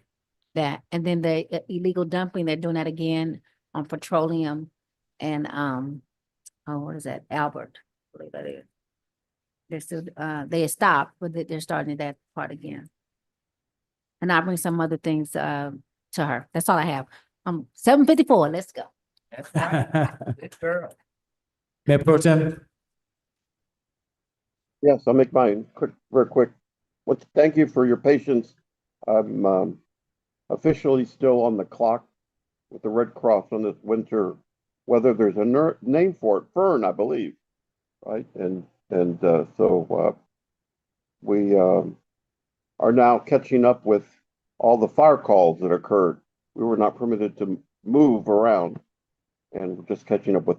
We're fortunate we didn't have any in Galveston County, but other communities, other counties were not as fortunate, with several of them being larger homes with up to, one apartment unit with up to 100 people that were impacted. So thank you for your patience with and permitting me to participate remotely this evening. If anyone has any urgent needs, unmet needs, items, please do not hesitate to just call 1-800-RED Cross and we'll see what we can do, especially when we have these inclement weather. That's all, Mayor. Thank you, Mayor Pro Tem. We want to thank staff who have helped us to make it through yet another weather event. We dodged another bullet. It's an unusual thing to now have to deal with hurricane season as well as, a random week in January/February that turns into some sort of a declared emergency. It's a good thing that we were able to move through it, without any major damage, or as far as we can know and understand, without any major loss, to any, of our, community property, or any of our lovely, lovely residents. I will ask, Mr. Ferguson for an update, on the, police station. We need an update on any plans, that are, being considered for the, so-called Building A facility, what that would look like. Why we would do that, and what that plan would be, as well as, an update on the current, station condition, station that we're in currently. What is the update to that condition? And so I'd like to hear that. You don't necessarily have to tell me now unless you, I don't know, Gus, could he share now? Can't share now anyway. Words On the next agenda. on the next agenda. Thank you. And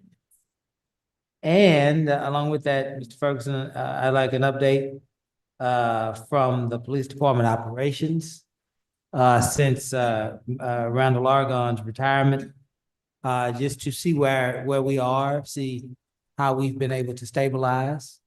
And also, it's time for a Safe City Initiative update. And so if we could get the police to visit with us to see where they are, to see what our stats look like for Safe City. Doesn't have to necessarily be next meeting, but definitely the second meeting in February would be okay. I believe that's it. Otherwise, stay warm. There's nothing further. I'll entertain a motion to adjourn. Is there a second? Second. All in favor? Aye. We stand adjourned. Thank you.